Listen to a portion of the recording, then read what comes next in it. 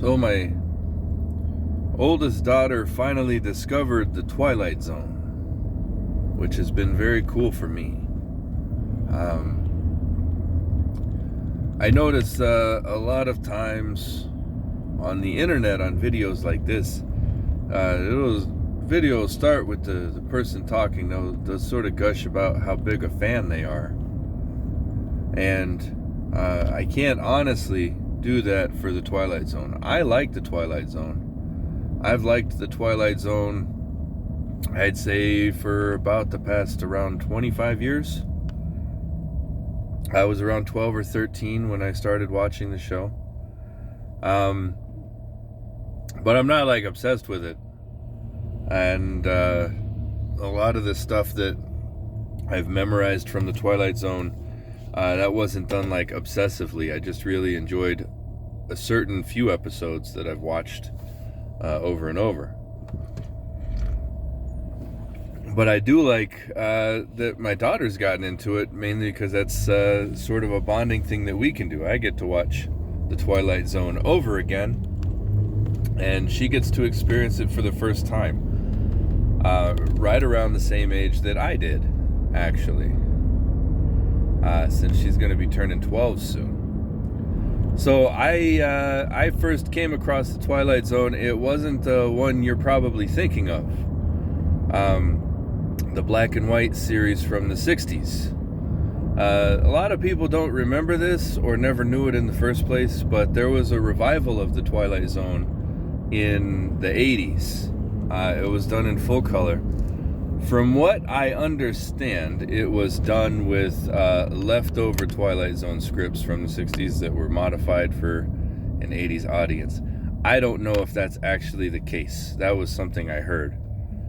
So yeah, they did a revival of Twilight Zone in the 1980s, and that was the first Twilight Zone that I saw, at least the first that I remember seeing. It's always possible I might have seen it when I was younger and just don't recall having that episode, you know?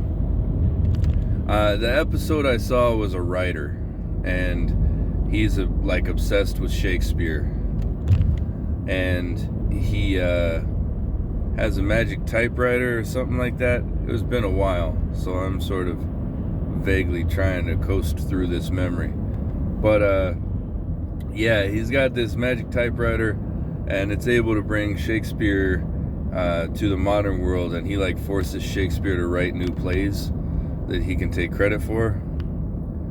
Well, the thing is, he's obsessed with Shakespeare, so he's memorized all of Shakespeare's old plays, and then the tables turn, and he's sent back in time, and Shakespeare forces him to write all of the classics, and Shakespeare takes credit for him.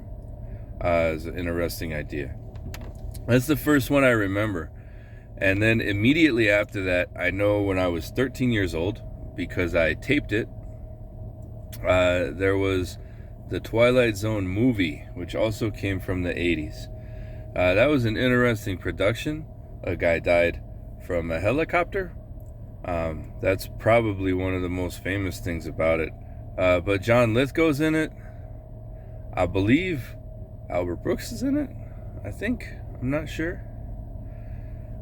This one is a little different. It basically takes 3 episodes of the series and redoes them for a motion picture with the framing device that 2 guys are talking about the Twilight Zone in a car trip, right? That was a pretty good movie. If you're not familiar with the Twilight Zone, if you are, the remake of the William Shatner episode with the gremlin on the wing of the plane, that's probably the best one. That one's kind of a trip to watch, because you watch the one from the 1960s and like, it's no big deal that this dude has a gun on a plane. I guess because it was the 60s and that was just okay. Yeah, it was a good time. one thing that I've noticed is the lessons in Twilight Zone. I won't say like they're watered down, but to me at least, it seems like the moral lessons of the original Twilight Zone, they were never exactly subtle, right? If you watch a lot of Twilight Zone episodes, there's a lot of karmic retribution in those episodes. Like, people get what's coming to them, right? People act badly toward their fellow human beings, and they're punished for it. And in the newer one, I think the moral lessons, you gotta analyze and pick out more what they do. I mentioned the revival in the 1980s. There were actually 2 other revivals that I watched as well. Right around 2003 or 4, I'm not sure. Forrest Whitaker hosted another revival of Twilight Zone. I watched it. I remember watching it over a Christmas break. It was the same year I got the Fellowship of the Ring extended edition DVD. That's why I know it was around 2002, 2003, 2004, that 3-year area. I enjoyed it, but the thing is, like, I can only remember 3 episodes. So was it really that good? I don't know. There was one episode with this girl who's like a misbehaving teenager, and she keeps getting threatened that they're going to send her away to this place that we think is like a boarding school, and actually it's like a fertilizer company, and bad kids in this housing development are ground into fertilizer to grow the plants in the housing development. That one was pretty interesting. Another one was a remake of the Monsters Do on Maple Street. That was a Cold War story. The whole idea was like the power goes out in a neighborhood in every house except for one, and everyone starts turning against that one guy, thinking that the commies have attacked the United States, and obviously, since his house is unaffected, he must be a secret agent working for them. And then they reveal at the end that it's actually it's all been like a test, right? To see how humans would react to each other. I believe in the original Twilight Zone episode, it's aliens conducting the test. And then they remade the episode with terrorists instead of communists, right? And then it was revealed at the end that it was like the government doing a test on everybody to see how they would react to a terrorist attack. So, similar kind of deal, similar sort of lesson, right, with the remake. And then the other episode I remember from the Forrest Whitaker series was Jason Alexander, and he plays Death. And this is a version of Death Takes a Holiday. Basically, he decides he doesn't want to kill anymore as Death, so he stops. And the thing is, like, the implications of Death not working anymore become sort of horrific, as we see that, like, people with incredible injuries and incredible suffering can't die as a release from that suffering, right? So that was pretty cool.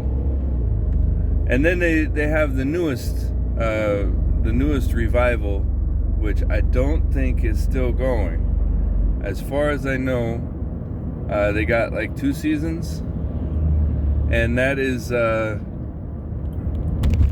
one with Jordan Peele, right? So he did a great job. And that's another one that, like, I can only remember a handful of plots. So I question if it was that good. But at the same time, I've talked with some friends about what we were calling Black Mirror fatigue. Whereas, like, it's really hard to get as into anthology shows now just because the world has become such an absurd, shitty place. And so, like, our existence as citizens of the world under global capitalism is its own certain kind of horrible that these anthology shows used to, like, parody and point out through satire. And living in that world makes us care less about seeing it on the TV, right? Because, like, part of the point of science fiction when you're writing about sociological stuff like that is to be like, hey, this is a bad idea and you shouldn't do it. Here's a scenario explaining why. But, like, we already know it sucks because we have to wake up in this bullshit every day, right? So maybe that's why. I know they did a good job. I liked the writing and I liked the acting. I liked the people they got to star in the show. So it was good. I wanted to give a special mention to Tales from the Crypt. Tales from the Crypt, unfortunately, kind of sucks that it's super hard to find. I don't know what the rights issues are exactly, but there's some disagreement between HBO and the publishing company that made it. And so, because of that, you won't find it on HBO Max, even though it was an HBO original. I haven't been able to find it anywhere except on DVD, but I did find the first 2 seasons of DVDs. They were on a website for a Goodwill store in Washington, and was able to pick them up for like $6 per season, which I don't consider too bad. Twilight Zone, Outer Limits, and Tales from the Crypt, they're all sort of the same anthology with a sci-fi horror twist, right? Outer Limits was another fun one. Here's a fun little anecdote about the Outer Limits. So Outer Limits ran right around the same time as the Twilight Zone originally, right? There was almost like a Star Wars versus Star Trek or Pepsi versus Coke kind of rivalry on which was the better anthology series. I thought they were both pretty good. They both have strong episodes. I will note that Outer Limits seemed a little bit more willing to go out on like the weird alien stuff, but that's just my perception of it. So Outer Limits also had a revival. And when I was a kid, I started watching the Outer Limits revival when I was around 11 or 12, because it would come on our local CBS station at 1 in the morning on Saturdays, and I was allowed to stay up and watch one episode of the Outer Limits because it was a Saturday and I didn't have to get up for school. I did not know that it was a show on Showtime that had been edited for broadcast and syndication. I had no idea, so I sat down to watch it and just picked an episode at random, and to my surprise, there's a whole lot of titties in this series, apparently, because it was Showtime in the 90s.